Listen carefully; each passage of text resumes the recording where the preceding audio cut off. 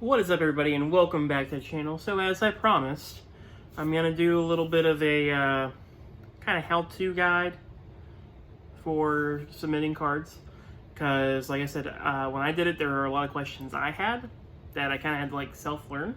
So I'm going to kind of go over it a little bit and we'll talk about it while I not show off, that sounds braggy, but like just kind of show some of the cards that I intend to grade.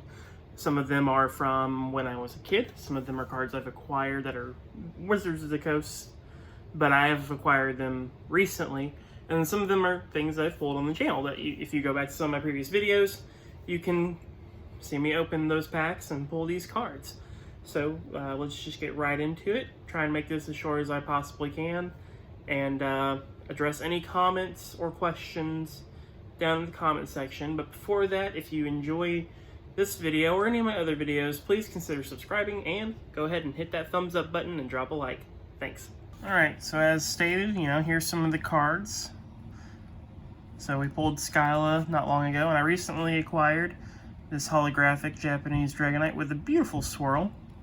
But anyway, there's three major grading, I guess you'd say, companies, or at least the three majors. I mean, there's SGC, there's a few others, but the main three that you'll probably see or hear people talk about are PSA, Beckett, and CGC. So, me personally, I have not done CGC.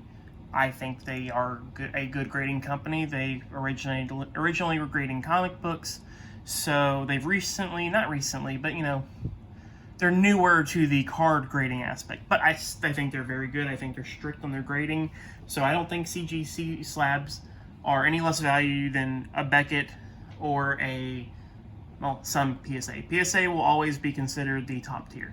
Beckett, I think if you ask most people, they'd say it's like goes PSA, Beckett, CGC. Honestly, Beckett and CGC, I think, are a little stricter with grading sometimes, but it all really depends on the grader, because your cards go to a individual grader who takes your cards out of your sleeves, and they assess the main four things they assess are your surface, corners, and of course centering and edges. They're looking for whitening. They're looking for literally anything that could potentially be wrong with the card. You're trying to get as close to a 10. I think that everyone understands that concept. We're not going to get into that.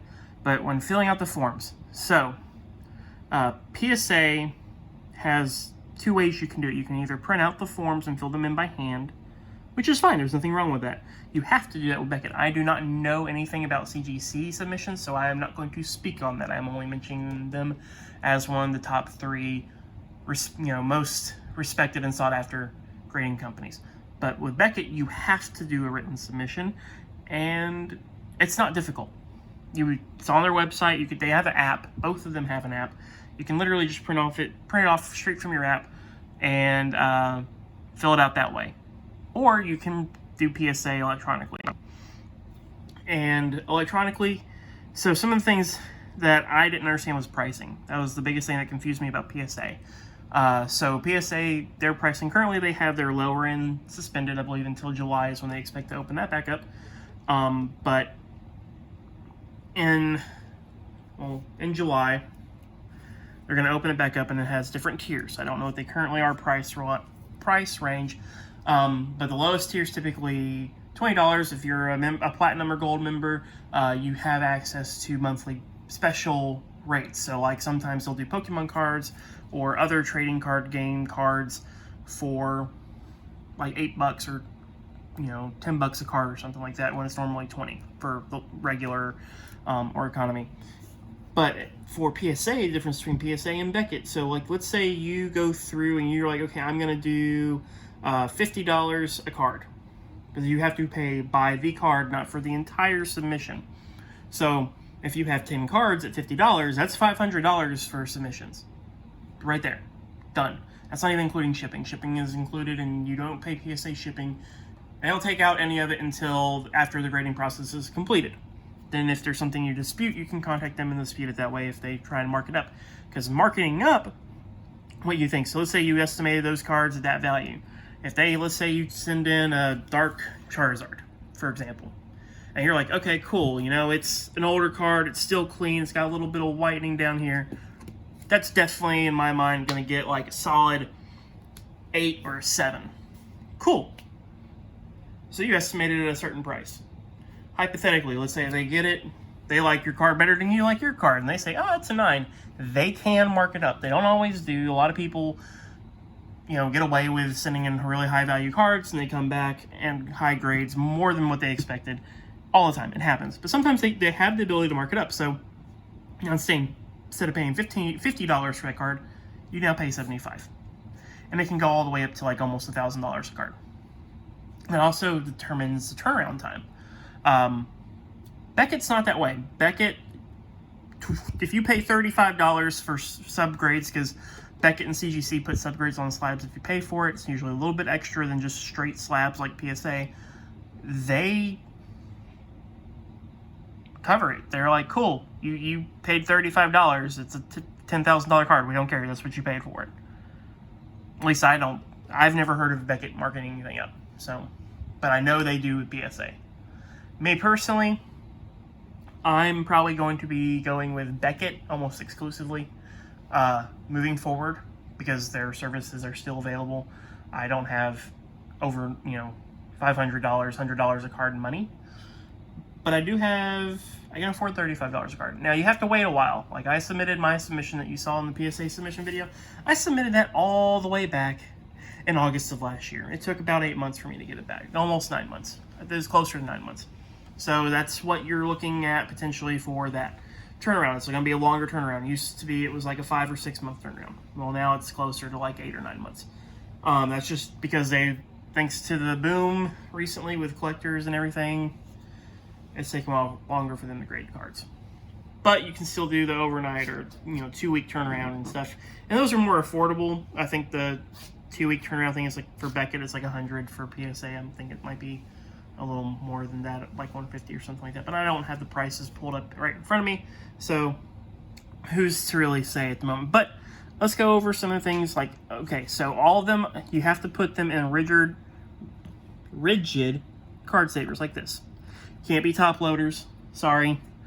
I mean, it can be, but they recommend, because the card can get damaged when you go to pull it out.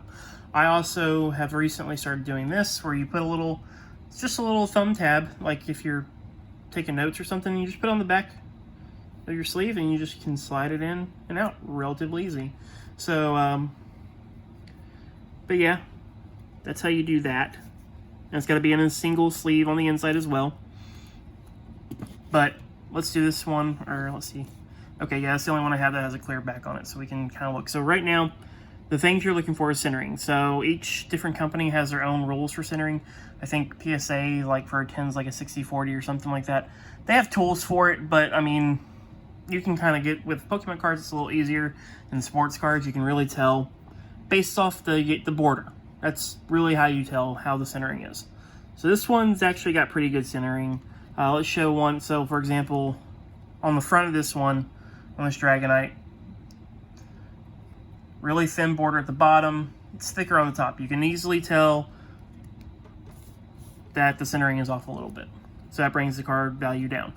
The other thing to look for, now you're seeing a lot of scratches, that's from the card saver, but from the actual cards, I'll pull this one out. I'm not taking it out of the penny sleeve though, so sorry. You can actually see it's not holographic. Surface looks really good. I think there's a little black speck there that I probably need to try and get off before I submit it, but for right now it's fine. The major thing with this card is there is this corner right here, the whitening right there is pretty bad. The other rest of the card, there's a few spots on the top, but nothing crazy. Corners look pretty good except for that one. There's a little small white speck there, but that's what you're looking for. In surface, I mean, surface is, in my opinion, the hardest thing to pre-grade, because I do use a small little magnifying glass. So this is what I use. I got it at Hobby Lobby. They have a bunch there, but this is one I use. You put it up to your eye, you look through, and it's got a little light on it, so it illuminates the surface, and you're looking for any scratches or anything that could potentially hurt the value of the card overall. So get a magnifying glass. They have big ring ones. It's kind of like a ring light that you can do, and you can look, and it magnifies it, and it's really easy to view. But at the same time, those are kind of pricey sometimes. So this is what I use. It's small. It fits in the palm of my hand. You just put it up to your eye. It's nice. It works. It gets the job done. But they use technology. They use lasers. They can find things that you cannot see even with a magnifying glass. But that's the hardest thing to determine. The best way to prevent that is if you can get packed fresh and you can put it straight into sleeves. That is the best way. Honestly, though, I think that is pretty much everything. Turnaround times are crazy right now. So if you do submit something, be prepared. You can fill it out online with PSA. Otherwise, like with Beckett, PSA, I don't know CGC, but those two, you can also hand fill it in. And you're looking for, remember, centering, corners, edges, and PSA can upmark if they value your card more than you value it, or try and pre-grade it. So things to consider. Like I said, both those companies are really good, very respected. Your PSA cards typically hold value better. People argue that a 9.5 from Beckett is a PSA 10, which, I mean, until you put it in a PSA slab, it's still a 9.5. I know not everybody agrees with that, but when you go to sell cards on the internet, if that is what your goal is, that's how it is. It's a 9.5, it is not a 10. Beckett does give 10s. They will give a gold plate 10, or if you have the god of all cards, it is a 10 on centering, 10 on corners, 10 on edges, and 10 on surface. You will get a pristine black label, and that makes the price more than a PSA 10. So there is potential for a higher grade with Beckett. So that's kind of what you need to be looking for. If you have questions or you don't understand something, you can put it in the comments. Let everybody see it. I will answer questions to the best of my ability. I am not an expert. This is what I've learned. And I wish there was a video like this whenever I was grading, because I did not understand. Also, make sure with PSA, this is a big one, do not put a minimum grade. If you put a minimum grade, that's what you're telling the grader, is that if it's below that minimum grade right there, so if you mark 10, if it comes back a 9, they're not putting it in the slab, and you'll get it back in the mail, a little PSA, little print-off piece of paper. It's going to be in a card saver, and they're going to be like, cool, it's not in the slab, and you're going to be pissed, and you're not going to know why it was done that way. Well, that's why you put a minimum grade. Do not put a minimum grade unless you only want a 10. If it's less than 10, you don't want to grade it. If that's just the case and you think that's what you want to do, by all means do that. That's what that system's there for, so you don't have to pay for extra cards. But also at the same time, understand that if you're just doing it to do it and you don't care what the grade is, do not put a minimum grade, because it will get graded differently. But that does it for this video. I hope you guys enjoyed. I hope this helps anyone who's looking to grade cards. It takes time to learn, but it's also extremely, I think, rewarding. I've learned a lot. I know what to look for when I'm looking at cards to buy singles now, to make cards better, and to know what I need to invest my money in. So, like I said, I hope you guys enjoyed the video. Like and subscribe. And as always, guys, thank you so much for taking time out of your day. And peace.